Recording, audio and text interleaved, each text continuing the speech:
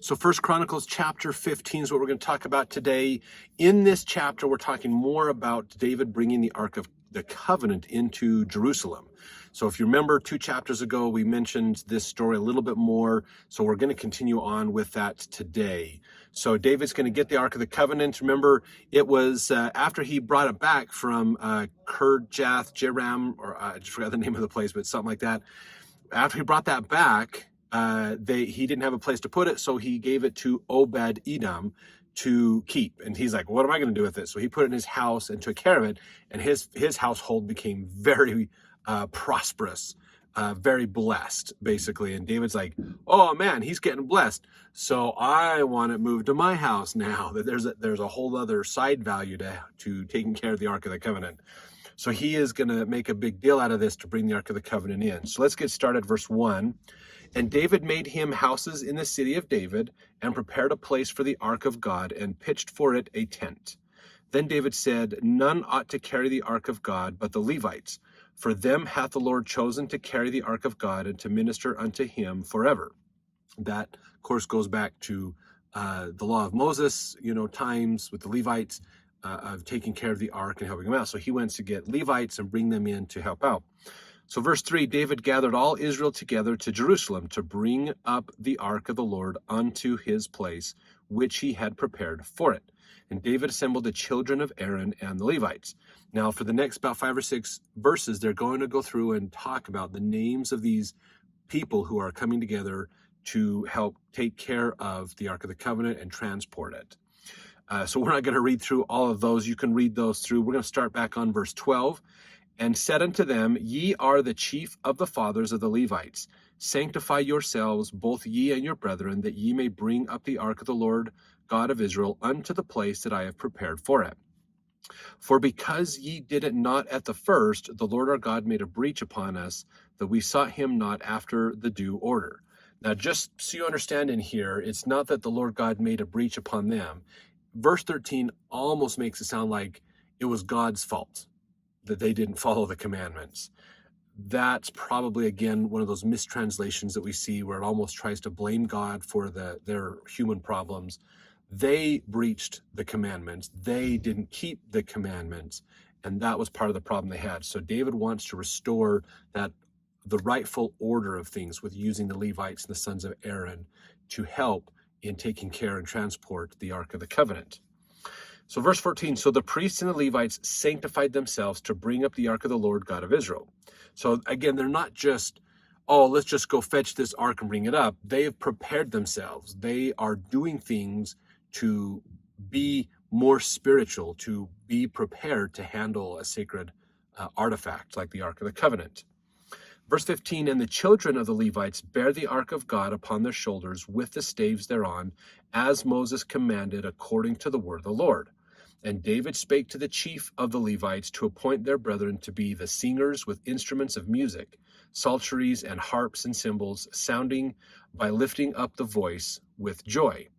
So they're bringing people in to carry the ark with the staves. Remember, they have the rings on the side of the ark that they put the staves through, and then you could carry it on your shoulders or on an oxen in a cart or something.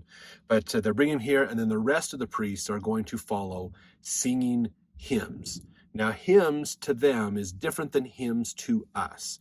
Music was different. Music was a little more, for lack of a better term, monotone, almost kind of a chant. They had a little bit of, the pitch would go up and down, a couple of notes in there, but it wasn't like 4-part harmony or stuff like that we have today. It's everybody saying the same thing. They all just saying the same line, basically. And again, more of a chant type feel rather than like a song like we would think of today. So just kind of an important little historical point. Verse 17, so the Levites appointed Heman, the son of Joel. If you're a child of the 80s, that name might stand out to you.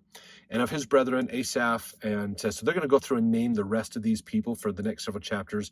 Who were the singers, who had the harps, who had the other instruments, and put it all together, basically.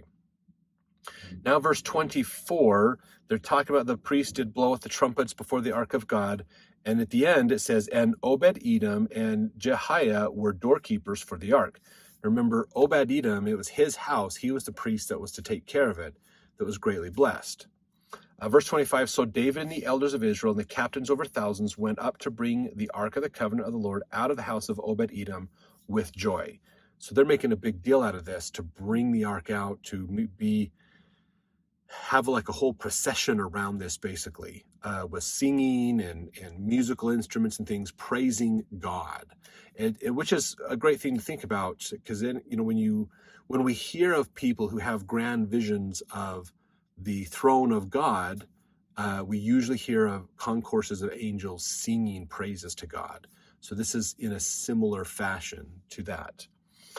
Verse 26, it came to pass when God helped the Levites that bear the ark of the covenant of the Lord, that they offered 7 bullocks and 7 rams. And David was clothed with a white robe of fine linen, and all the Levites that bear the ark, and the singers, and Chenaniah, the master of the song, with the singers. David also had upon him an ephod of linen. So this is representing the royal, not so much royal robes, but priestly robes, basically. Verse 28, thus all Israel brought up the ark of the covenant of the Lord with shouting, and with sound of the cornet, with trumpets, with cymbals, making a noise with psalteries and harps. And it came to pass, as the ark of the covenant of the Lord came to the city of David, that Michal, the daughter of Saul, looking out a window, saw King David dancing and playing, and she despised him in her heart. Now, if you go back into 2 Samuel, you can learn some more of the details. This is something interesting, is Chronicles is giving us a little bit different look. Okay, in Samuel, they talked more about David bringing the ark over and all the dancing and the extravagance that he put into it, and that kind of offended some of the people, and we talked about that in 2 Samuel. This chapter in 1 Chronicles is giving us a little more of a perspective of the priests and what the procession was about to bring that ark in. So realize Chronicles is going over the same time of history that Samuel and Kings did, just from a little bit different perspective, basically. So let's jump into the next chapter as we continue the story.